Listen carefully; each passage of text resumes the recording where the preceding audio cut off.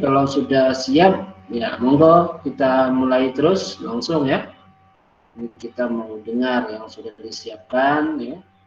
Nanti kita akhiri dengan diskusi beberapa hal yang mungkin nanti kita bisa diskusikan ya. Izin share screen, Ustaz. Ya, silahkan, dipersilakan. Langsung aja Mas Budi. Ada Adin, Sofa, Faruk di kelas sebelah. Ada Firman, Budi, Iqbal ya. Win double bergabung aja itu ya untuk memudahkan kajian kita sore hari ini. Ya, kita persilakan.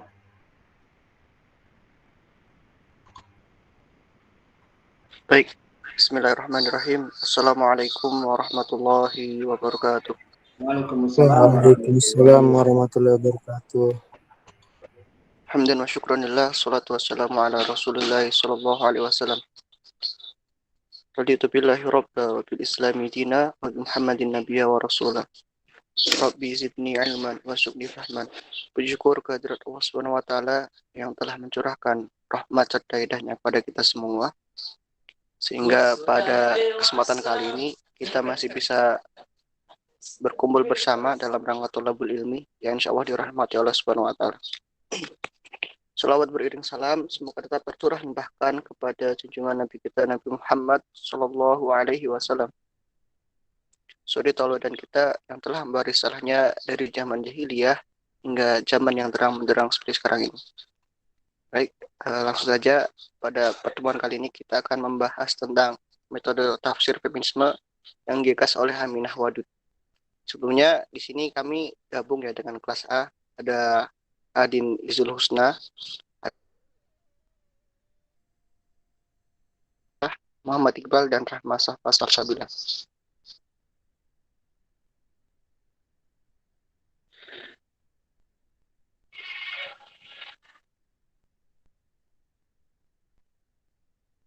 Sebentar, agak nge-lag nih.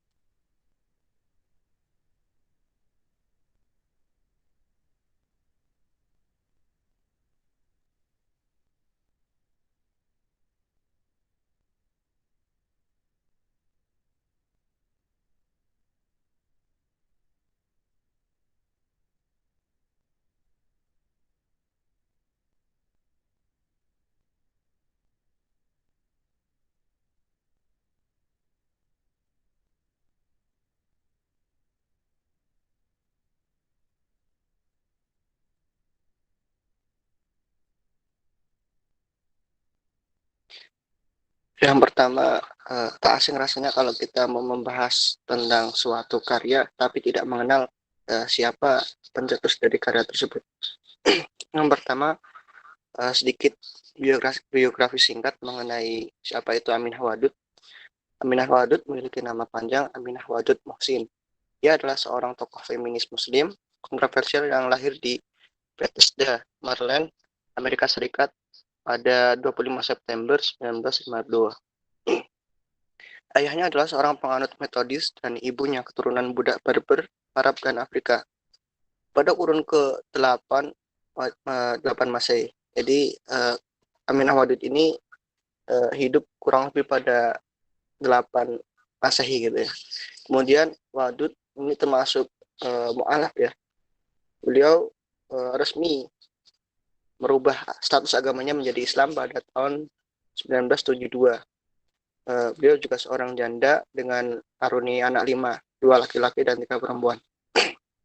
Setelah dia memeluk Islam, namanya resmi diubah menjadi Aminah Wadud sebagai atau mencerminkan afiliasi agamanya.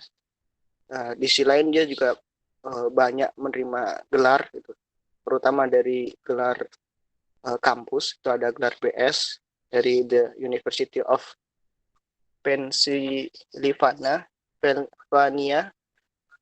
kisaran antara tahun 1970 dan 1975. Dia juga menerima MA di studi dan studi Islam dari University of Michigan pada tahun 1988. Selama kuliah, ia belajar Arab di Mesir di Universitas Amerika di Kairo. Dilanjutkan dengan studi Al-Quran dan tafsir di Universitas Kairo, Mesir, dan mengambil kursus filsafat di Universitas Al-Azhar. Dari beberapa prestasi tadi, kita bisa melihat ya sekilas ya mengenai fokus daripada Amin Hawadud ini. Dia belajar tafsir dan mengkajinya, kemudian dia mencetuskan dan banyak diakui sebagai seorang feminis Islam, imam dan seorang feminis dengan fokus progresif pada tafsir Al-Quran. Nah, itu salah satu yang menyebabkan dia untuk mencetuskan tafsir feminis Al-Quran tersebut. Karena tadi kan fokus dia hanya pada Al-Quran gitu ya, pada tafsir, kemudian bahasa, dan sebagainya. Dia juga dikontrak untuk jangka waktu 3 tahun sebagai asisten profesor di International Islamic University Malaysia di bidang studi di Malaysia antara 1989 sampai 1992, dan di mana ia menerbitkan disertasinya Al-Quran dan Perempuan, membaca ulang teks suci dari Woman Perspektif, sebuah buku yang dilarang di UEA. Nah, ini salah satu karya yang paling fenomenal dari sosok Amin Hawadud itu adalah Al-Quran dan Perempuan, yang tentang membaca teks ulang teks suci dari Woman Perspektif, sebuah buku yang dilarang di UEA. Buku tersebut terus digunakan oleh Sister Islam di Malaysia sebagai teks dasar bagi aktivis dan akademisi. Pada periode yang sama, ia juga bersama-sama mendirikan LSM, Sister in Islam. Spesialisasi penelitian Amin Hawadud ini termasuk studi gelar dan studi gender dan Al-Quran. Pada tahun 1992, Amin Hawadud menerima posisi sebagai profesor agama dan filsafat di Virginia Commonwealth University. Ia pensiun pada 2008, kurang lebih beberapa tahun yang lalu. Mulai tahun 2008 sampai sekarang, ia adalah seorang profesor tamu di Pusat Agama dan Cross Cultural Study di Universitas Gadjah Mada, Yogyakarta, Indonesia. Untuk yang selanjutnya akan dilanjutkan oleh Mas Iqbal. Banyak disilahkan.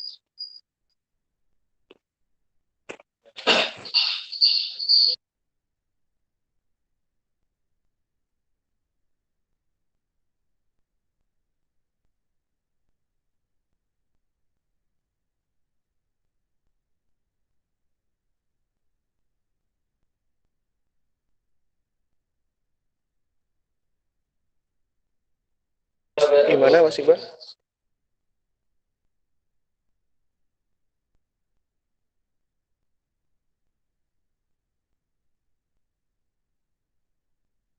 Yes. Melanjutkan wanita menurut Al-Quran. Quran and Woman. Rereading the Sacred Text from a Woman Perspective ini dimulai pada awal 1986. Tujuan riset Amin Hawadud adalah menentukan kriteria yang pasti untuk mengevaluasi sejauh mana posisi wanita dalam kultur Muslim telah betul-betul menggambarkan maksud Islam mengenai wanita dalam masyarakat. Al-Quran dapat digunakan sebagai kriteria untuk menguji apakah status wanita dalam masyarakat Muslim yang sesungguhnya sudah dikatakan Islami. Jika yang menjadi tolak ukur pasti dalam Islam adalah apa yang dilakukan oleh kaum Muslim, maka niscaya wanita dan laki-laki tidak sederajat. Menurut Amin Hawadud, hanya jika Al-Quran sendiri memang tegas-tegas menyatakan bahwa laki-laki dan wanita tidak sederajat, maka barulah harus dipatuhi sebagai dasar keimanan Islam. Ternyata, menurut Amin Hawadud, hasil kajiannya menunjukkan banyak sekali ayat Al-Quran yang mempertegas kesamaan derajat wanita dan laki-laki. Dalam buku ini, Amin Hawadud bermaksud menggunakan tafsir Tauhid untuk menegaskan betapa kesatuan Al-Quran merambah seluruh bagiannya.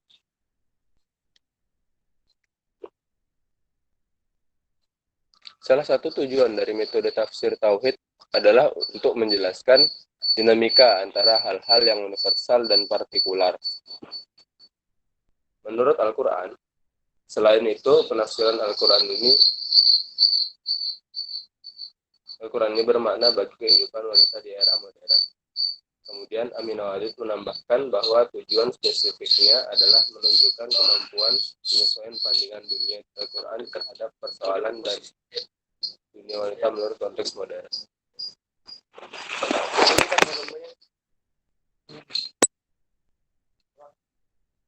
Dalam bukunya, Aminah Wadud tidak hanya membicarakan tentang Islam dan wanita, juga bukan tentang wanita muslim, akan tetapi menambahkan bahasan tentang gender pada salah satu disiplin ilmu yang paling fundamental dalam pemikiran Islam, yaitu tafsir.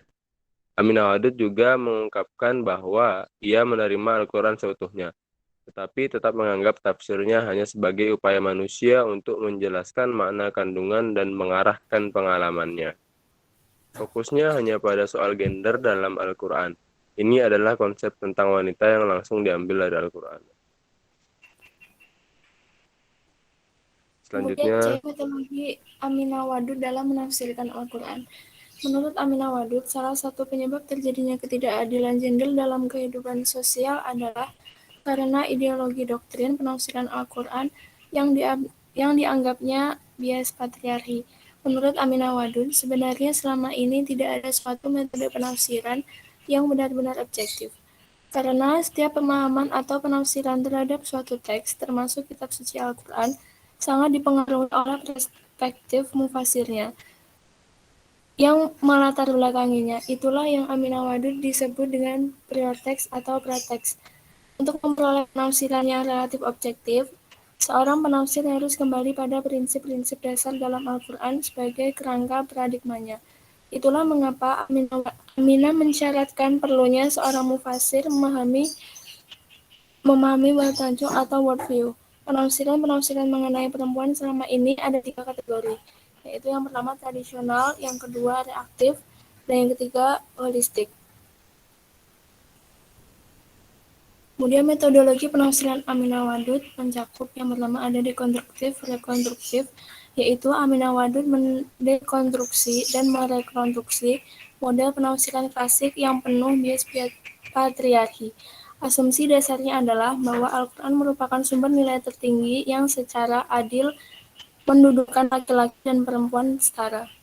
Kemudian yang kedua, argumentatif teologis, yaitu dengan mengembangkan argumen-argumen dengan tetap mengedepankan nilai-nilai ketuhanan. Kemudian yang terakhir, hermeneutik filosofis, yaitu dengan ciri utamanya pengakuan bahwa dalam kegiatan penafsiran, seorang mufasir selalu didahului oleh persepsinya terhadap teks yang disebut sebagai prapaham yang muncul karena seorang penafsir senantiasa dikondisikan oleh situasi keterlibatannya dan sekaligus mempengaruhi kesadarannya. Kemudian akan dilanjutkan oleh Mbak Safa. D. Gagasan Aminah Wadud tentang manusia.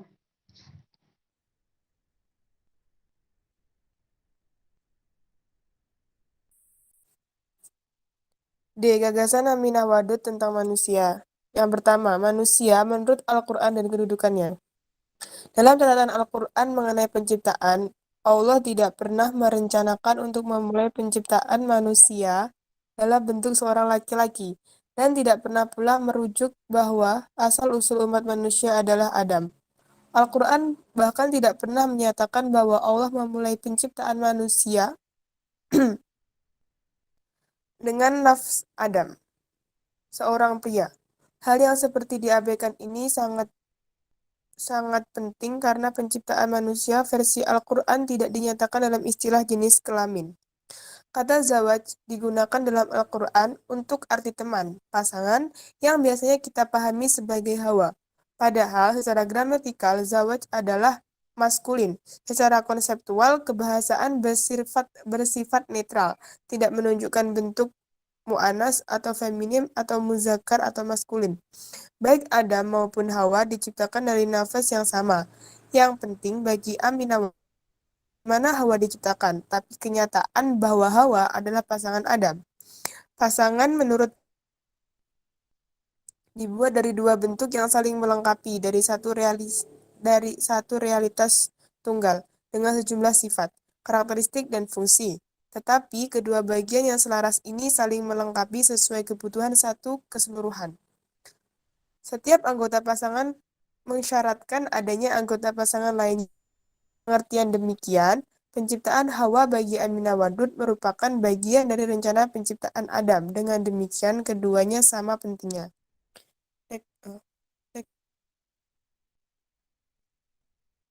2. Wanita menurut pandangan Al-Quran. Al-Quran tidak mendukung suatu peran tertentu dan stereotip untuk laki-laki dan wanita. Patut dicatat bahwa semua referensi tentang para tokoh Al-Quran menggunakan suatu keistimewaan budaya yang penting yang memperlihatkan penghormatan terhadap wanita itu, kecuali Maryam, ibunda Isa. Mereka tidak pernah dipanggil dengan namanya. Sebagian besar berstatus istri dan Al-Quran menyebutkan mereka dalam yang mengandung salah satu kata Arab untuk istri, imro'ah, nisa atau zawaj. Bahkan wanita lajang disebutkan dengan dihubungkan dengan laki-laki tertentu. Musa, Harun. Prinsip umumnya bahwa wanita harus disapa secara terhormat. Akan tetapi, menurut Aminah Wadud, Al-Quran tidak pernah menggunakan istilah bahwa posisi pemimpin tidak tepat untuk wanita. Justru kisah Bilqis dalam Al-Quran memuji perilaku politik dan agamanya. Di luar identifikasinya sebagai wanita, tidak pernah ada disebutkan perbedaan, pelarangan, penambahan, atau pengkhususan terhadapnya sebagai wanita yang memimpin. Seorang wanita yang lebih independen dan berwawasan luas mungkin akan lebih baik dalam memimpin suatu bangsa. Selanjutnya akan dibacakan oleh Mas Amar.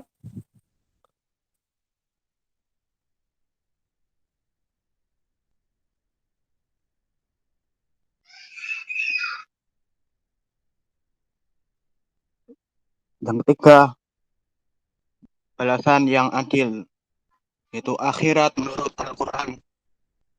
Mengenai keadilan, Aminah Wadud berpendapat bahwa laki-laki dan wanita adalah dua kategori spesies manusia yang dianggap sama atau sederajat dan dianugerahi potensi yang sama atau setara.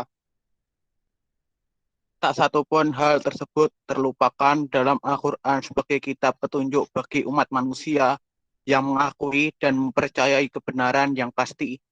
Al-Quran mengimbau semua orang beriman, laki-laki dan perempuan, untuk membarengi keimanan mereka dengan tindakan yang dengan begitu mereka akan diganjar dengan pahala yang besar. Jadi Al-Quran tidak membedakan pahala yang dijanjikannya. Mengenai akhirat, tanggung jawab dan pengalaman individu ini mendapatkan perhatian yang lebih besar. Kematian, yakni perpindahan dari alam duniawi ke alam akhirat, dan akan dialami oleh setiap individu. Bagaimana yang tercantum dalam Quran surat Al-Imran ayat 85, yang artinya tiap-tiap nafas atau jiwa pasti akan merasakan kematian.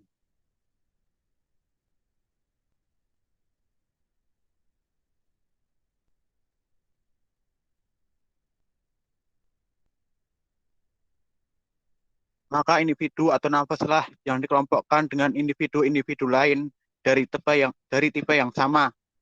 Akhirnya balasan yang diberikan adalah berbasis pada individu. Laki-laki maupun perempuan diganjar secara individual sesuai dengan amalnya.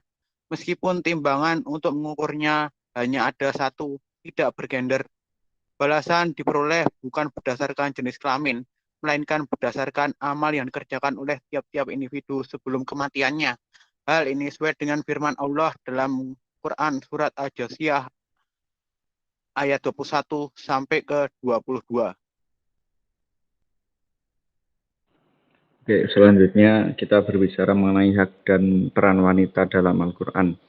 Menurut pemikiran Aminah Wadud ya. Jadi ada perbedaan fungsional di dunia, mengenai perbedaan fungsional di dunia. Sebelum itu perlu kita pahami, kita mengenal ada istilah gender dan ada istilah kodrat gitu ya. Kodrat itu sesuatu yang berasal dari Tuhan dan tidak bisa dirubah ya. Gender itu juga, tapi gender adalah sifat bawaan yang sebenarnya, yang itu lebih kepada peran, dan itu yang membentuk adalah masyarakat. Nah, apa namanya? Ya, Al-Quran mengakui bahwa kita berjalan dengan berbagai sistem sosial yang memiliki beberapa perbedaan fungsional, ya. Hubungan yang ditunjukkan Al-Quran antara perbedaan-perbedaan yang bersifat duniawi ini dengan tawa adalah penting dalam bahasan Amin Wadud, ya. Tadi sudah dijelaskan sebelumnya oleh Mas Amar bahwa tidak peduli laki-laki dan perempuan, pokoknya ketika dia berbuat baik maka Allah akan memberikan balasan tergantung pada sebesar apa ibadah yang dilakukan, tidak peduli itu laki-laki dan perempuan. Nah, dan dalam dunia ini, dalam masyarakat ini, kita mengenai peran dan fungsi wanita itu yang kita jumpai seolah misalkan peran wanita itu kan secara kodrat itu kan bisa melahirkan, sehingga seolah fungsi utama wanita itu melahirkan dan mengurus anak. Nah, itu mengenai fungsi, kalau kemampuan wanita yang bisa melahirkan yang itu tidak bisa digantikan oleh laki-laki itu sudah kodrat, tapi mengenai perannya kemudian seorang perempuan itu harus mengurus di rumah, harus mengurus anak selalu, itu apa namanya, itu merupakan bahasan gender, ya, dan itu merupakan peran yang sebetulnya tidak mutlak begitu, ya. Ya, kemudian mengenai perceraian juga, ya ini perceraian kita pahami, ya kita semua paham bahwa perceraian itu kan adalah pilihan hukum terakhir, pilihan hukum antara dua orang, antara pasangan yang telah menikah, di mana mereka tidak bisa tidak bisa melangsungkan kehidupannya kembali karena tidak bisa menyatukan perbedaan.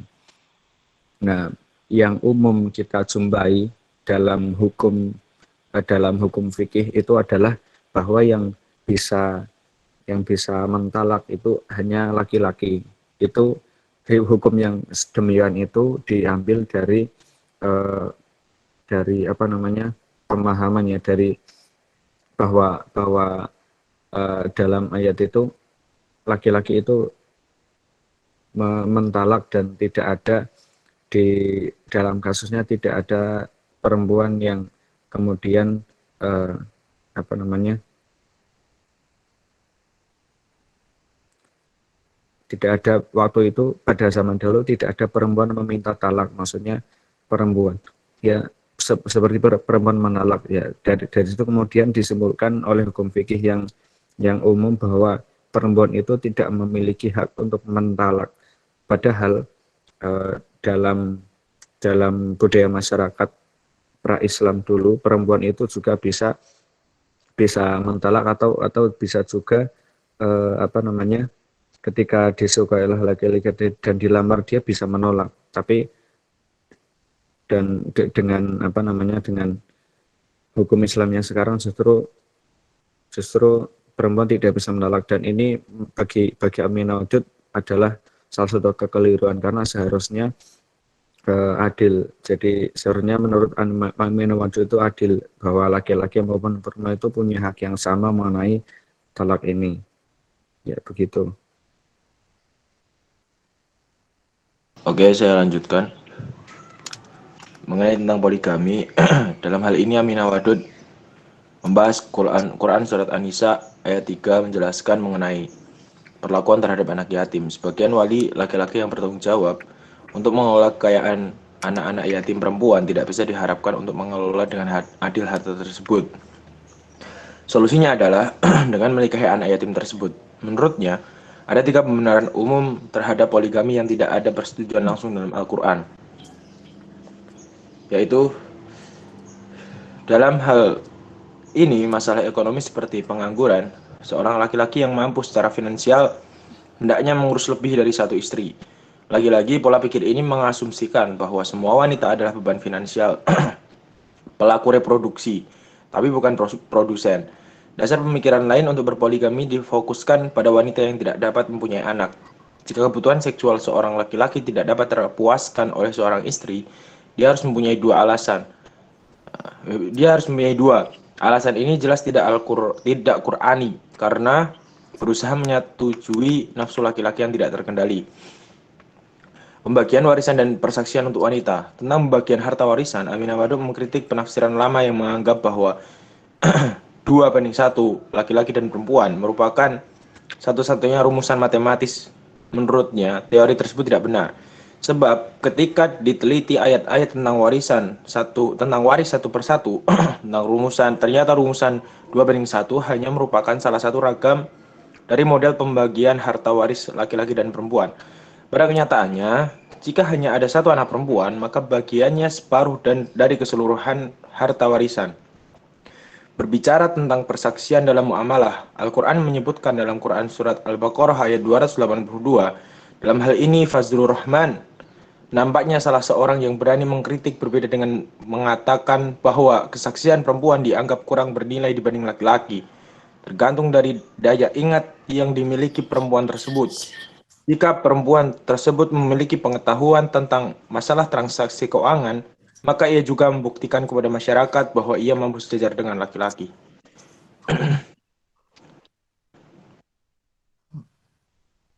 Yang selanjutnya adalah kesimpulan. Aminah Wadud adalah seorang pejuang feminis Islam, imam dengan fokusnya progresif pada Al-Quran tafsir. Riset Aminah Wadud mengenai wanita dalam Al-Quran muncul dalam suatu konteks historis yang erat kaitannya dengan wanita Amerika dalam upaya memperjuangkan keadilan gender.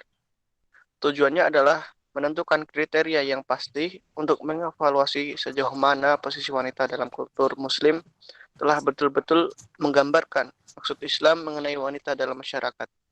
Selain itu, tujuan spesifikasinya adalah menunjukkan kemampuan penyesuaian pandangan di dunia Al-Quran terhadap persoalan dan dunia wanita menurut konteks modern. Dalam menafsirkan Al-Quran, Aminah Wadud menggunakan metode tafsir tauhid. Metode tafsir tauhid sebagai hermeneutika yang dalam risetnya setiap ayat dianalisis. 1. Menurut konteksnya. Kemudian 2. Menurut konteks pembahasan tentang topik yang sama dalam Al-Quran. 3. Sudut bahasa dan struktur sintaksis yang sama yang digunakan di tempat lain dalam Al-Quran. Kemudian yang 4. Dari sudut prinsip Al-Quran yang menolaknya. Dan terakhir, menurut konteks Weltanschauung Al-Quran atau pandangan dunianya. Demikian presentasi dari kami. Apabila ada yang ingin bertanya, kami persilahkan.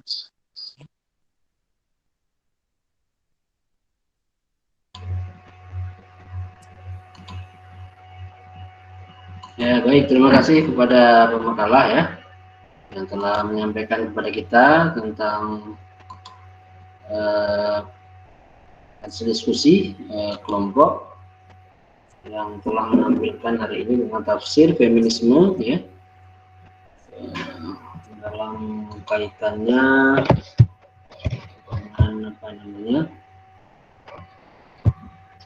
dengan perkembangan tafsir ya. Sama hari ini kita tentang pemikiran ataupun penafsiran Aminah Wadud ya. Tadi sudah dibacakan di Muslimah Amerika ya, jadi Mesir ya, tafsir, kemudian melahirkan satu gagasan ya, yaitu tafsir bernuansa feminisme ya.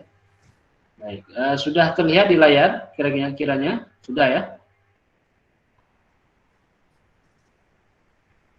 Apakah sudah terlihat di layar masing-masing? Sudah, Ustaz. Sudah, Ustaz. Oke. Sudah, Ustaz. Ya. Jadi kalau misalnya ini yang saya melengkapi ya, yang tampilan daripada makalah tadi tentang Aminah Wadud. Ini ada artikel satu di jurnal Al-Quds ya, tentang kepemimpinan perempuan ya. Menawan metode tafsir hermeneutik feminisme Aminah Wadud ya.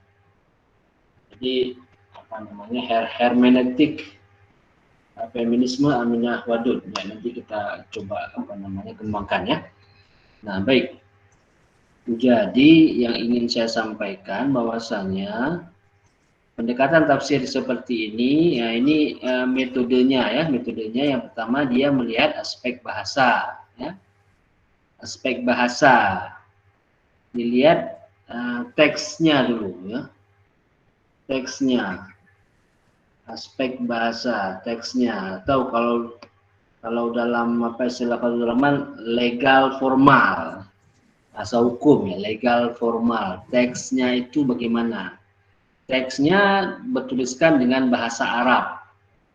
Jadi kita harus tahu bahasa Arab itu apa artinya, arti secara hakiki, arti secara majazi atau maknawi, ya. Tahu. Jadi aspek bahasanya dulu dilihat. Ini model pendekatan ini. Kemudian dia membawa prinsip keadilan, ya. Keadilan. Nah, prinsip keadilan ini berbeda lagi, ya. Keadilan dalam hadis itu perspektifnya apa? Orang tidak melakukan hal yang bertolak belakang dengan Nabi. Nah, itu berarti adil orang itu. Nah, keadilan yang dimaksud ini bagaimana? Nah, apakah keadilan satu angka misalnya 1 dengan 2 atau 1/2 dari 2/2 dari 1 misalnya. Apakah keadilan angka gitu ya. Yang berikutnya yang ketiga yaitu kesetaraan. Kesetaraan itu kan dalam artian status ya. Status. Ingat ya. Pendekatan tafsir feminisme itu 3 dia ya. Jadi aspek bahasanya dilihat, kemudian ada nggak unsur keadilannya dan kesetaraan ya. Itu yang harus diingat. Ini melengkapi aja daripada tampilan daripada pemakalah yang barusan ya. Mungkin tadi sudah sampaikan, tapi itu begitu luas saya rasa. Tapi ini saya coba sederhanakan dari artikel ini. Artikel ini sudah saya masukkan di Open Learning, nanti bisa dibaca sendiri ya. Open Learning-nya dibaca.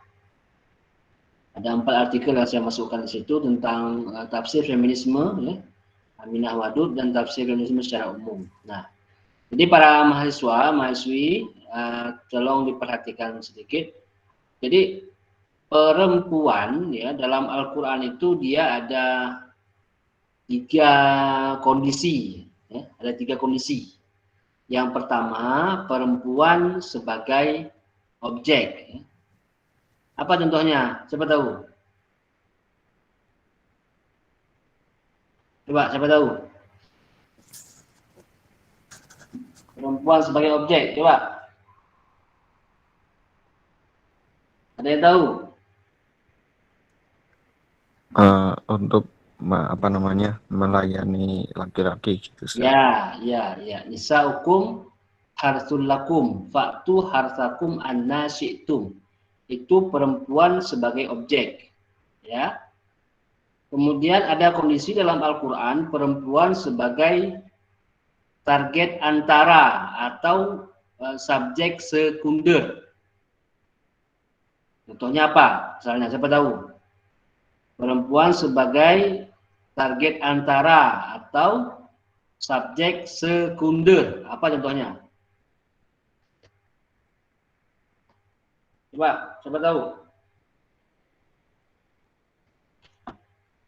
Ada surah berapa misalnya contohnya?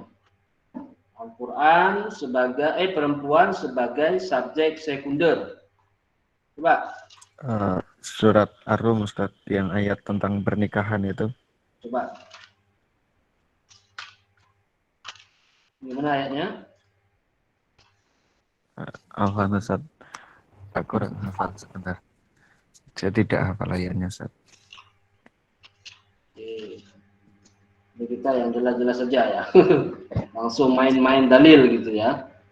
Nah, coba perhatikan ini. Ini surat Al-Baqarah ayat 286 tentang ya ayyuhallazina amanu idza tadayantum bidainin ila ajalin musamma faktubuh, tentang perintah menulis utang ya.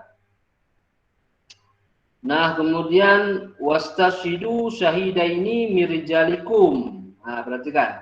Wastashidu syahidaini mirijalikum, dan hendaklah diambil saksi, 2 orang saksi mirijalikum, dari golongan laki-laki, ya, 2 orang. Fa illam yakuna rajulaini, jikalau tidak ada 2 orang laki-laki, farajulun wa imra'atani mimman tardawna minasyuhada. Jikalau tidak ada 2 laki-laki, maka digantikan dengan 1 laki-laki dan 2 perempuan.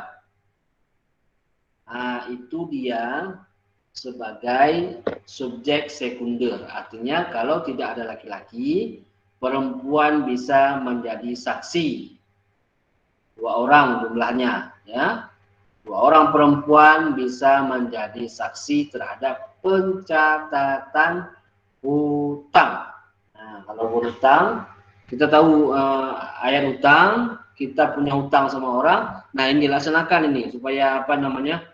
Supaya living Qurannya ada, ya. Jadi Al-Quran itu kita hidupkan, ya, kita amalkan dalam kehidupan kita. Berhutang, kita berhutang sama orang, ya. Kita usahakan menulis hutang tersebut. Saksinya begitu, ya. Kalau tidak ada 2 orang laki-laki, ya sudah, 1 orang laki-laki, 2 orang perempuan. Nah, ini kondisi perempuan sebagai subjek sekunder atau target antara. Itu kondisi perempuan yang kedua. Nah, kondisi perempuan yang ketiga, yaitu dalam Al-Quran disebutkan dia sejajar dengan laki-laki. Perempuan dan laki-laki itu sejajar posisinya. Coba sebutkan ayatnya apa? Contohnya misalnya. Coba siapa tahu? Perempuan dan laki-laki sejajar posisinya. Contohnya di kewajiban berpuasa, Ustaz. Ya ayyuhalladzina amanu kutiba alaikumusiyam, kan itu baik laki-laki maupun perempuan. Mungkin bagus, itu, bagus, ya, bagus. Nah, ada lagi kira-kira, coba.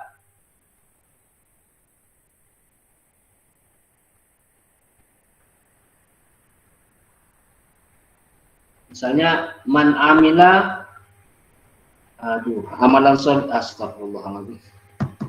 Wa qul i'malu fasayarallahu amalakum wa rasuluhu wal mu'minun. Berbuatlah, ya. Wa qul i'malu fasayarallahu amalakum wa rasuluhu wal mu'minun. Berbuatlah fasayarallahu amalakum, maka amalmu itu akan dilihat. Fasayarallahu amalakum wal mu'minun. Orang-orang mukmin dan Allah akan melihat amal kamu. Itu tidak tertutup bagi laki-laki.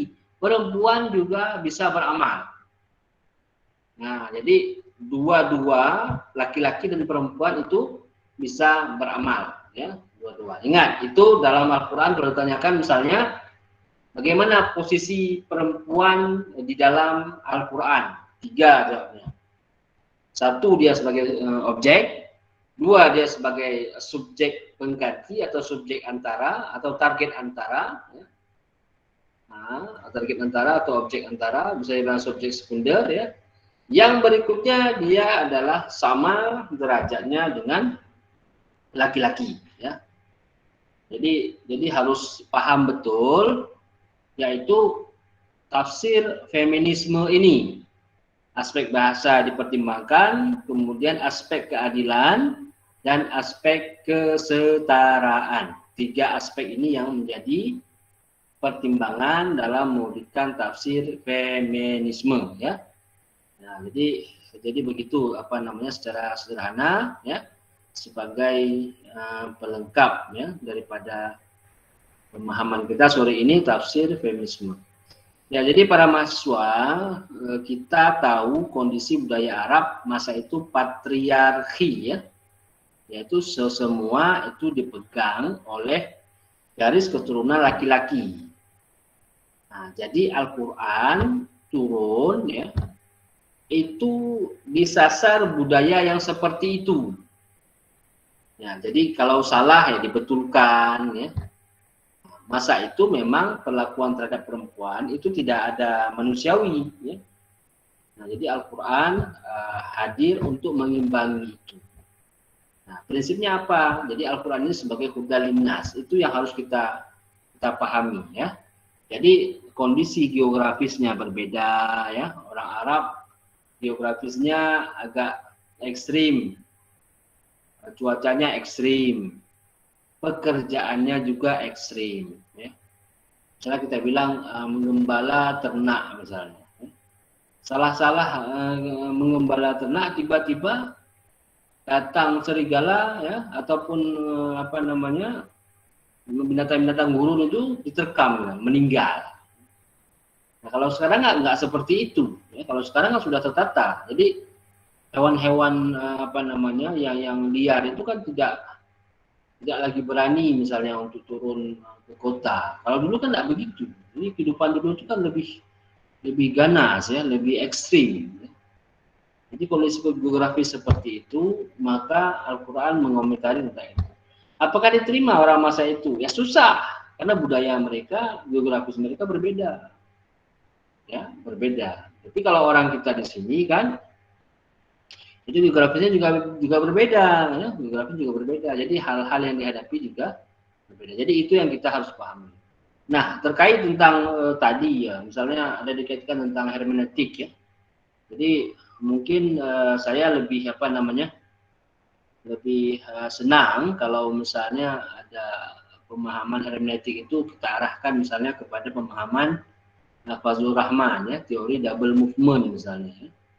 Jadi paham teksnya, kemudian paham apa yang dimaksud daripada teks itu. Yang artinya gini, ketika teks itu turun, bagaimana geografisnya, bagaimana orang pada masa itu, apa pesan yang dibawa daripada teks tersebut, itu yang harus kita pahami. Nah, kenapa lahir hari ini tafsir feminisme? Nah, mereka ya, dalam pemikiran Aminah Wadud ini untuk mencoba mensejajarkan. Jadi Al-Qur'an itu hudal linnas, mencoba mensejajarkan supaya antara gender ya, perempuan dan laki-laki itu menempati pada posisi yang sama. Posisi yang sama. Nah, tapi secara fitrah itu tidak bisa dirubah ya. Tidak bisa dirubah, tapi secara peran ya itu mungkin bisa disamakan ya, bisa disamakan. Misalnya kita bilang begini ya, kalau untuk bekerja otomatis laki-laki dia kuat bekerja ya. Kalau perempuan itu agak-agak terbatas untuk bekerja. Jadi perempuan boleh bekerja Pak, perempuan boleh bekerja, tapi ranahnya beda sama laki-laki. Tidak bisa disamakan sama dunia laki-laki. Misalnya perempuan jadi dosen, ya monggo silahkan, jadi guru silahkan. Ya. Karena itu bisa dimasuki perempuan. Tapi kalau misalnya perempuan kerja kasar misalnya, ya, kerja buruh kasar misalnya, gali lubang dan sebagainya, itu kan pekerjaan yang yang keras ya, yang ini. Oh jadi supir truk misalnya, kalau misalnya memang mobilnya mobil yang misalnya kita bilang mobil yang tidak perlu perawatan yang terlalu berlebihan, mobil baru misalnya, monggo silahkan, udah ada kan supir truk perempuan itu kalau di luar udah ada gitu ya. Supir busway misalnya perempuan, ada di luar sudah ada. Tapi mobilnya ready, siap. Jangan misalnya supir truk yang tiba-tiba bocor ban aja, buka ban nggak bisa ya. Jadi yang ada dia terancam kehidupannya ketika karena udah diculik sama orang, udah terjadi misalnya yang tidak diinginkan, itu kan tidak mungkin. Tapi kalau misalnya memang pekerjaan yang memang sudah diukur ini perempuan bisa melakukannya, monggo silahkan. Bahkan bisa kita katakan kalau misalnya soal perempuan ini menempati benak kepemimpinan itu sudah selesai masalahnya kalau kita di sini ya.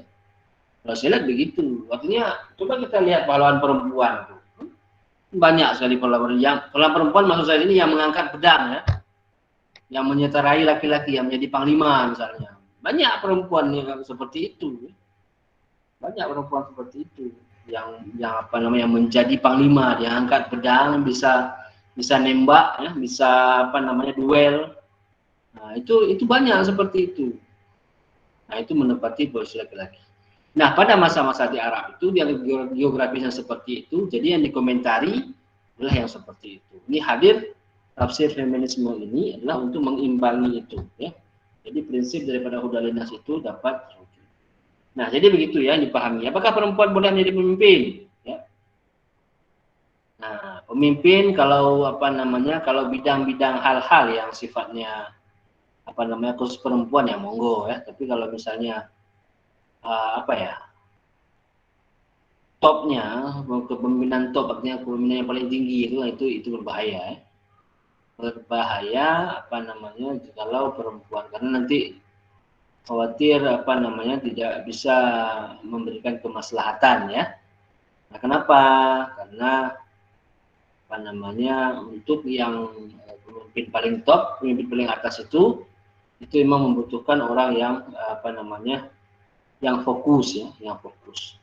Orang yang fokus itu adalah orang yang otaknya kecil, tidak besar. Kalau orang otaknya kecil, dia bisa fokus. Tapi kalau otaknya besar, ya, itu dia tidak bisa fokus. Ya. Kadang-kadang dia nanti bisa kacau ya, tidak fokus begitu. Ya baik, mungkin itu sebagai tambahan ya terhadap tafsir feminisme ini. Jadi mohon diingat yang tadi saya sampaikan, aspek kebahasaan dilihat ya, kemudian aspek kesetaraan ya, dan aspek keadilan ya. Jadi itu yang harus harus dipahami supaya nanti memudahkan ya untuk untuk mencerna ya terhadap tafsir model feminisme ini. Ya menarik itu kalau misalnya kita kaji, apalagi perempuan misalnya kan, kaji tentang ini sungguh-sungguh menarik ya, bisa dikembangkan ya. Jadi ada hal-hal yang baru ya, ada hal-hal yang baru. Nah mungkin ada yang bisa kita diskusikan mungkin sore ini tentang tafsir feminisme ini, terutama pertama sekali saya ingin dengar dari Mas Respi mungkin. Karena ukuran paham itu kalau Respi udah paham ya insya Allah udah paham. Insya Allah. Ya silakan mungkin teman-teman yang mau bertanya ya silakan. Yang mau bertanya, apa yang kita mau diskusikan sore ini kira-kira? Coba. Saya Ustadz. Ya, tolong ditulis pertanyaannya ya. Mas kelompok ini ditulis di layar chat, coba ditulis pertanyaannya apa kira-kira. Ya, tolong apa disampaikan coba, apa mau disampaikan. Baik, mungkin saya ini ya mau bertanya mengenai yang tadi sempat saya sampaikan tentang poligami, mengenai masalah finansial gitu. Dalam hal ini masalah ekonomi seperti pengangguran. Seorang laki-laki yang mampu secara finansial hendaknya mengurus lebih dari satu istri. Lagi-lagi pola pikir ini mengasumsikan bahwa semua wanita adalah beban finansial, pelaku reproduksi, tapi bukan produsen. Menurut saya, ya gimana ya? Saya itu sepakat gitu, kalau misalkan wanita itu beban finansial begitu. Karena apa? Karena pada dasarnya kita realistis aja gitu. Karena pada dasarnya ketika semisalkan kita tidak punya uang, seorang laki-laki itu tidak punya uang ya, maka menurut saya tidak semua wanita, bahkan ketika dibandingkan mungkin 1:10 ya, 1:2 aja lah, itu mungkin wanita itu banyak yang nggak mau gitu, karena kita tidak memiliki pekerjaan gitu kan. Nah maka dari itu ketika menurut Aminah Wadud, saya kontra ya. Menurut Aminah Wadud ini bahwa tidak semua wanita menjadi beban finansial itu tetap saya tidak sepakat begitu. Karena apa? Karena pada dasarnya karena pada dasarnya realitanya wanita itu lebih suka laki-laki yang mungkin tajir begitu. Itu kalau menurut saya, mungkin dari teman-teman yang cewek kalau misalkan mau menyanggah, mau kontra bisa sih. Enggak, makasih.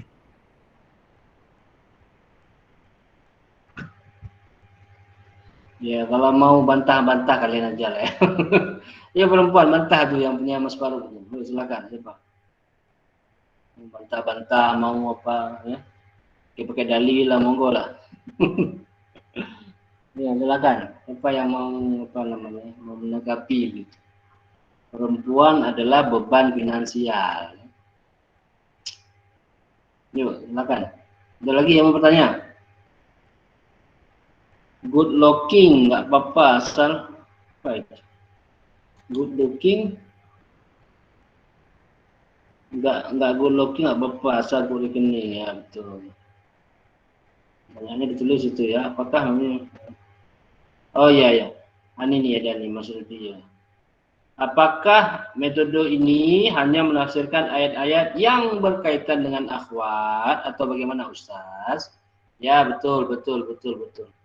Ketika dilihat satu tekstual ayatnya tidak membawa keadilan dan kesetaraan, maka dia lahir untuk mewujudkan keadilan dan kesetaraan di antara laki-laki dan perempuan. Paham ya Mas Rudi? Jadi ketika tidak dibaca misalnya, lidzakari mislu hadzil unsayain, ya. Laki-laki itu, perempuan itu bagiannya, perempuan itu bagiannya setengah daripada laki-laki. Laki-laki satu dia setengah gitu ya, perempuan itu setengah. Maka itu lahir itu untuk mewujudkan kesetaraan itu. Tinggal kita pahami keadilan yang dimau itu gimana gitu. Kesetaraan yang dimau itu di mana? Karena nanti beda kata kuncinya, beda cara pandangnya. Seperti saya bilang tadi, keadilan di ilmu hadis itu berbeda dengan keadilan di matematik. Keadilan daripada keseimbangan antara alam itu. Allah membuat alam langit 7, bumi lapisannya 7. Keseimbangan itu adalah keadilan itu beda dia, berbeda sekali. Nah itu tinggal itunya saja. Jadi dalam mewujudkan itu ketika melihat ayat, oh ini tidak membawa prinsip keadilan dan kesetaraan, maka lahir dia untuk membela itu. Monggo silahkan saja ya, karena Al-Quran kan hudalinnas ya. Pasti Al-Quran itu memiliki mukjizat untuk umatnya, begitu. Tidak ada Al-Quran itu menzalimi. Nah bisa nanti disimpulkan dari Al-Quran, dilihat pada hadis ya, lihat pada keumuman daripada ayat ya, kemudian nanti dikaitkan dengan hadisnya seperti itu ya. Oke, baik, ini tadi Mas Faruk mengatakan tentang wanita adalah beban finansial ya. Nah jadi kalau misalnya kita berpedoman kepada ini, kita kalau kita lihat secara zahir iya ya, secara zahir iya. Tapi secara zahir tidak juga ya. Ada yang perempuan yang mandiri ya. Ada perempuan yang mandiri yang tidak menjadi beban finansial daripada orang tua misalnya ya. Buat konten-konten di YouTube ya. Dia malahan, atau konten-konten di TikTok misalnya ya. Dia malahan dapat income yang lebih ini ya, anak kecil yang perempuan misalnya itu dia buat lagu, kemudian dia tampil, kemudian mendapatkan finansial yang lebih ya untuk menopang keluarga dia ya. Karena banyak yang kejadiannya seperti itu, berawal dari rumah yang miskin, orang yang miskin ya, kemudian langsung ketika viral ya, jadi bermiliar-miliar masuk ke dalam rekening dia ya, menjadi bukan beban finansial. Nah itu ada dua kemungkinan, bisa iya dan bisa tidak ya Mas Faruk, bisa iya dan bisa tidak. Nah jadi terkait masalah poligami misalnya tadi kita sampaikan, memang pada ininya ya, pada hakikatnya ketika misalnya lelaki itu sudah mapan ya, sudah sudah punya kepribadian ya. Jadi mobil pribadi, rumah pribadi ya, rekening pribadi. Jadi kepribadiannya sudah dimiliki. Jadi istri pertamanya sudah ini, dia pasti secara secara naluri itu, secara hakikat itu ya, itu sudah pasti ketika ketenangan ya, kemapanan itu akan muncul ide-ide itu. Akan muncul ide-ide untuk poligami, untuk nambah nambah istri gitu. Itu akan muncul itu secara apa namanya? Secara apa ya bahasa kita bilang ya? Secara alamiah seperti itu. Secara alamiah seperti itu. Oh, kenapa dia tidak mau berpoligami? Ya, artinya tidak mapan. Makanya syariat itu membuat ini. Ya. Jadi jangan kita apa namanya salah pahami karena Al-Quran itu sudah dibuat prediksinya seperti itu. Ketika laki-laki mapan dia akan nambah istri. Nah, supaya lebih apa namanya lebih dalam ini syariat ya menikah ya. Ada syariatnya yaitu poligami. Nah, begitu. Jadi kondisi secara manusiawi laki-laki seperti itu. Laki-laki yang akadnya mapan ya. Ini terlepas daripada yang ini ya, yang apa namanya yang suka menikah itu tidak terlepas, tapi ini normal aja kita bicara. Biasanya begitu. Kalau udah mapan dia akan cari apa namanya istri apa namanya istri berikutnya. Nah, tujuannya apa? Ya macam-macam ya. Ada tujuan karena untuk mencari apa namanya kesenangan saja, ada tujuan untuk memudahkan pekerjaan. Nah, itu harus kalian pahami. Misalnya ini saya sampaikan misalnya. Ada seorang profesor ya di Malaysia ya. Profesor itu dia punya istrinya profesor juga, sama-sama profesor. Ya. Jadi pekerjaan mereka berdua tidak pernah ketemu. Tidak pernah ketemu mereka, sibuk seminar di negara ini, seminar negara itu, tidak pernah ketemu. Akhirnya mereka bersepakat berdua profesor ini, suami profesor, istri profesor. Ini bagaimana kita hidup ini? Tidak pernah bertemu. Sedangkan saya seminar di Belgia, seminar di Belanda, ya. Itu godaan-godaan wanita-wanita Eropa itu bahaya. Kalau saya buat salah nanti saya berzina, sudah dosa sama Allah Subhanahu Wa Taala. Bagaimana caranya ini? Nah, diskusi sama istri pertama. Oh, istri pertama punya ide. Oh, begini aja Bang, saya carikan istri yang khusus untuk nemani Abang saat seminar. Nah, dicarilah sama apa namanya istri pertama nih profesor ini ya.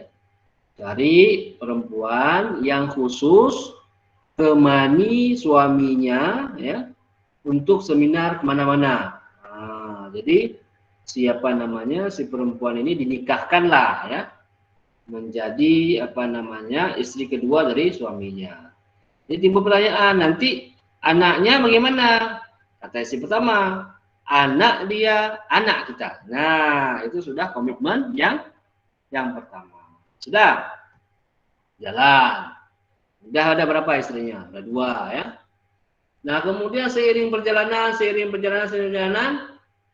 akhirnya masalah lagi. Apa masalahnya? Ketika mereka berangkat seminar, konferensi di mana-mana, anaknya yang di rumah nggak ada yang urusin, nggak ada yang jagain, ada yang pokoknya nggak ada yang urus lah. Nah akhirnya apa? Timbul gagasan yang kedua. Ya, curhat lagi sama apa namanya istrinya. Ini bagaimana? Ini kita pelanggan anak-anak nggak ada yang kasih makan, nggak ada yang kasih ini. Akhirnya apa? Akhirnya dinikahkan sama istri yang pertama itu, yaitu calon istri ketiga. Ya. Nah, jadi bagaimana? Jadi kalau misalnya nanti lahir anaknya, yaitu anak kita bersama. Nah ini dia. Ya. Apa namanya? Jadi menikah itu karena kebutuhan kondisi untuk memecahkan masalah. Nah, itu mungkin bisa saya sharing seperti itu. Dan ini untuk menjaga syariat, ya, menjaga orang supaya bukan karena nafsu, ya, bukan karena nafsu. Jadi syariatnya di apa namanya ada, ya.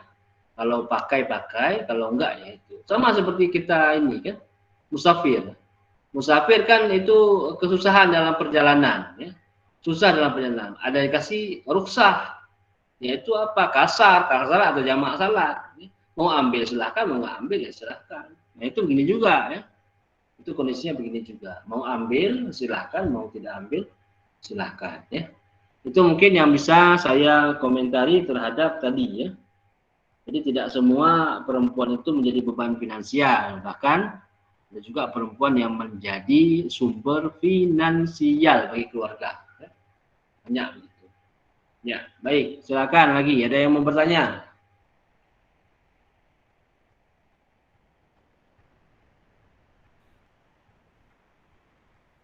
Saya Ustadz. Ya, Syekh Abdul Majid dari. Kalau gini Ustadz, ini kan seperti contoh ku anfusakum walikum naro, ini kan lebih ke seorang pemimpin, maksudnya kepala rumah tangga kan laki-laki gitu nggih. Ya, tapi kalau kasusnya mungkin katakanlah sudah bercerai atau suaminya sudah meninggal, jadi kan ini hanya perempuan saja yang di situ, yang sebagai ibu dan juga sekaligus sebagai ayah. Tapi apa itu juga termasuk di kuangfusakum juga. Jadi dia berperan menjadi seperti ayah seperti itu. Ya, baik. Kalau kita lihat tafsirnya kan itu sasarannya, targetnya itu kan laki-laki ya. Kuangfusakum walikum nara, dan begitu ya. Jadi pemahaman para ulama ya seperti itu. Jadi laki-laki ini ya sebagai tanggung jawab daripada anggota keluarga. Terutama kalau anggota keluarga berbuat maksiat, misalnya buka jilbab kalau perempuan, dosanya kemana? Dosanya ke orang tuanya, ke ayahnya terutama. Ya, pacaran misalnya, dosanya kemana? Dosanya ke ayahnya. Itu kan nanti kan begitu. Jadi wa anfusakum wa ahlikum nara itu ya, caranya ya memberikan pendidikan ya. Sejauh pendidikan sudah kita beri, pendidikan agama sudah kita pahamkan, tapi dia tetap ngeyel juga, jadi itu bisa kita ini nanti berdebat di depan Allah. Saya sudah ajarkan dia ya Allah, sudah saya sekolahkan dia ya Allah kepada sekolah agama, tapi dia tidak mau patuh kepada syariatmu. Itu dikembalikan kepada anaknya lagi. Jadi sebagai orang tua laki-laki itu tetap yang memimpin ya, sebagai membimbing, mencari finansial, mencukupi kebutuhan keluarga, yang semua itu dianggap adalah ibadah ya. Nah, jadi kalau misalnya kondisinya gimana? Kalau misalnya nggak ada laki-laki, nggak ada perempuan, dia yang menjadi tulang punggung dia. Jadi laki-laki kan sudah selesai, bisa meninggal kita bilang ya. Lagi sudah selesai misalnya, sudah kembali, sudah sempurna amalannya, tidak ada lagi sampai menyangkut dengan orang dunia ya. Jadi istrinya ini ya, yang melanjutkan untuk hal tersebut ya. Nah, alangkah baiknya ya seperti itu ya. Jadi kalau ini kan gimana ya, maksudnya menikah lagi lah untuk dengan laki-laki yang baik ya, untuk melanjutkan ku anfusakum wa ahlikum nara itu. Jadi tanggung jawab seorang laki-laki kepada anak tiri juga demikian ya. Jaga anak-anak itu. Ini kan penjagaan ya. Menjaga generasi Islam supaya ada ayah, walaupun ayah tiri yang baik ya. Ada ada perhatian, jadi mendidik anak-anak tiri itu menjadi anak-anak yang baik ya. Nah, itu yang dipentingkan itu. Jadi ku anfusakum wa ahlikum nara itu syariatnya seperti itu di dikedepankan. Nah, ibu-ibu kan ada kelemahan juga, tidak bisa tidak bisa untuk all out ya, ada keterbatasan ya. Misalnya ada kejadian malam-malam misalnya, kalau laki-laki kan bisa itu kalau perempuan kan tidak bisa, terbatas dengan kondisinya seperti itu. Ya, saya rasa begitu ya, Mas Abdul Majid, terkait ku anfusakum wa ahlikum nara. Saya tidak berani keluar daripada itu karena belum saya baca tafsir yang di luar daripada itu. Apakah perempuan bisa mengambil peran daripada menjaga keluarganya dari api neraka ya? Yang ketahui itu adalah laki-laki ya, itu adalah laki-laki. Oke, baik, silahkan. Mungkin ada lagi yang ingin kita diskusikan sore ini. Ustadz, saya izin bertanya, Ustadz. lagi. Wih, semangat. Ya, monggo, silakan. Tanya apa, Mas?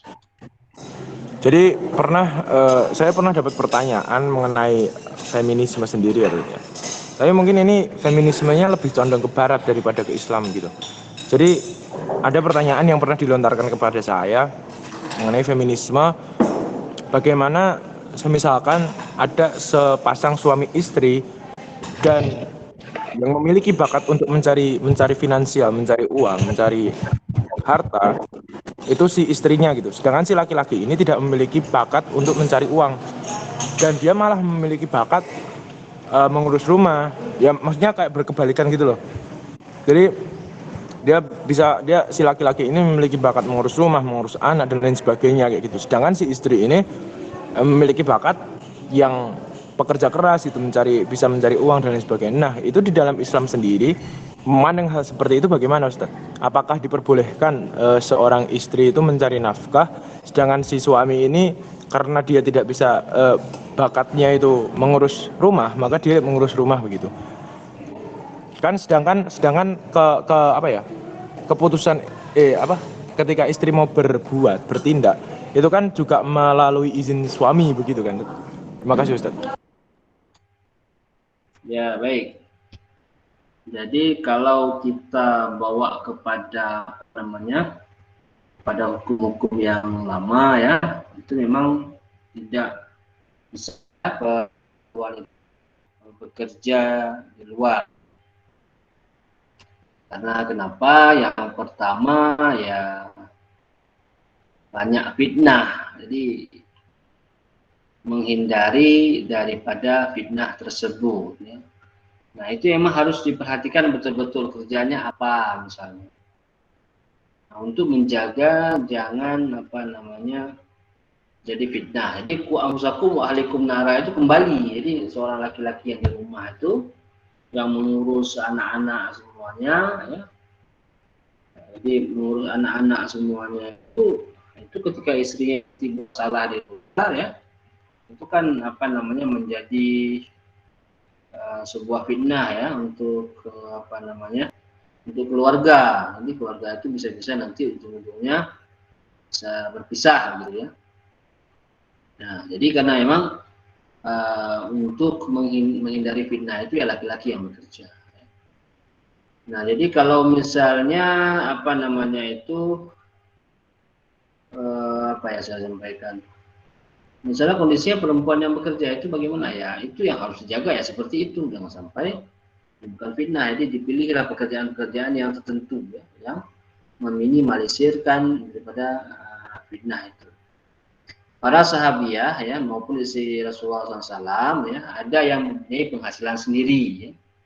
Misalnya istri Abdullah bin Mas'ud ya, bahkan dari penghasilannya bisa menghidupi keluarganya. Dan anak-anak yatim yang menjadi tanggungannya itu istri Abdullah bin Mas'ud ya. Kemudian ada Zainab binti Jahsh istri Rasulullah SAW biasa menyamak kulit dan dari hasil pekerjaannya digunakan untuk sedekah. Jadi sekali lagi hasil kerja istri adalah hak istri. Suami tidak layak mengambil tanpa keredaan istri. Namun jika istri ingin memberi dengan sukarela maka boleh ya, kalau misalnya, jadi itu dia kuncinya seperti itu. Istri dapat penghasilan, ya mau berbagi sama keluarga boleh, karena itu kan hak dia. Jadi begini Mas ya, dipilih pekerjaannya saja. Misalnya kalau sekarang kan jual online, itu kan bisa dilakukan perempuan. Di rumah bisa, nggak perlu mesti keluar kan, jual online misalnya. Perempuan juga bisa di rumah, jadi tidak perlu keluar rumah ya. Jadi kalau sekarang mungkin bisa diwujudkan lah perempuan bekerja, laki-laki bekerja. Jadi dua-dua bekerja di rumah pun boleh. Ya, laki-laki bekerja di rumah, perempuan bekerja di rumah dua-dua. Satu buat YouTuber, satu buat online misalnya, kan bisa dua-dua. Kalau sekarang ya. Nah, cuman catatan tadi seperti itu. Jadi kalau penghasilan perempuan itu tidak boleh kecuali memang perempuan itu sendiri yang memberikan kepada keluarga. Jadi tetap ya. Kalau saya masih pandangan lama, itu tetap si laki-laki harus bekerja walaupun kerja dari rumah. Ya, baik, itu dia. Mungkin kalau kurang-kurang puas ya nanti bisa kita diskusi lain pada waktu yang lain ya. Apa namanya, bila ada kesempatan yang lain kita diskusi lebih inilah, buat forum apa gitu, buat kontra, buat komen. Siap, Ustaz. Terima kasih, Ustaz. Sama-sama. Baik, berikutnya apa nih? Apa pendapat Ustaz terkait tentang tafsir feminisme ini? Pandangan Ustaz pribadi. Wah, kok tanya saya pribadi lagi. Ya, kalau saya pribadi ya bawa aja kepada pemahaman para ulama secara umumnya ya. Selama tidak ada pemahaman yang menjurus kepada menghilangkan kodrat dari perempuan itu monggo silakan. Contoh sudah ada para sahabiah ya, para sahabat-sahabat perempuan ya, kemudian istri Nabi itu sudah ada. Itu saja. Jamak kulit misalnya dapat penghasilan yang untuk keluarga, ya, begitu aja. Tafsir feminisme ini silahkan dipakai ya. Mungkin ada pemahaman mufassirin dulu yang keliru, mungkin pakai tafsir feminisme ini sebagai pembetulan atau meluruskan, nah itu monggo silahkan. Sama saya pada dasarnya itu boleh ya, selama sebelum ada yang melarang ataupun yang memundur. Silahkan kuasai ininya, yang penting aspek bahasanya dikuasai, prinsip kesetaraan itu dikuasai, dan prinsip keadilan itu dikuasai. Nah itu coba praktek dalam mencoba apa namanya, menafsir atau apa ya maksudnya, mencoba membenarkan ya, mengkritik atau membenarkan penafsiran-penafsiran yang tidak ada membawa prinsip kesetaraan dan tidak membawa prinsip keadilan ya. Nah itu saja sebagai closing statement kita sore ini. Kalau ada lagi pertanyaan nanti kita diskusi pada kesempatan yang lainnya. Terima kasih kepada pemakalah ya atas waktu dan apa namanya usahanya untuk membentangkan materi kita di sore ini. Jazakumullah khairan jazak. Tinggal satu lagi materi kita ya, materi terakhir itu metode tafsir Fazlur Rahman, pendekatan double movement ya. Ini lebih apa ya, maksudnya lebih bisa kita cerna ya, untuk karena Fazlur Rahman yang bicara, tidak pakai teori-teori misalnya apa namanya Ronald Barthes dan sebagainya ya. Ini Fazlur Rahman dulu kita ini untuk ke depan coba dipersiapkan ya, dan lebih bagus karena kita ini coba apa namanya selancar sedikit ya keluar daripada mainstreamnya tafsir, dan coba lihat tafsir dengan pendekatan-pendekatan yang lain. Ya, buat para kaum hawa ya, mungkin kalau misalnya ingin memperdalam ini silahkan ya, dalami, dicoba lihat ayat-ayat Al-Quran yang lihat ayat Al-Quran tidak salah ya, tapi mungkin ada pemahaman kekeliruan daripada penafsir misalnya, itu monggo dicoba kritik lah ya, kritik yang membangun, yang prinsip udalinas itu tetap terjaga ya. Baik, terima kasih atas segala perhatian ya. Mohon maaf kepada sebelumnya mungkin tidak menjawab pertanyaan-pertanyaan ataupun harapan-harapan yang disampaikan ya. Semoga apa namanya bisa kita sambung nanti pada diskusi kita yang lain ya. Terima kasih. Sama-sama kita tutup dengan membaca doa kafaratul majlis. Subhanakallahumma bihamdika asyhadu an la ilaha illa anta astaghfiruka wa atubu ilaik.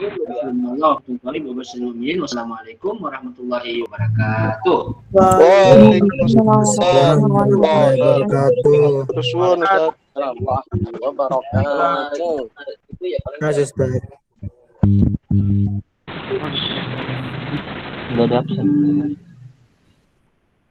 Oke.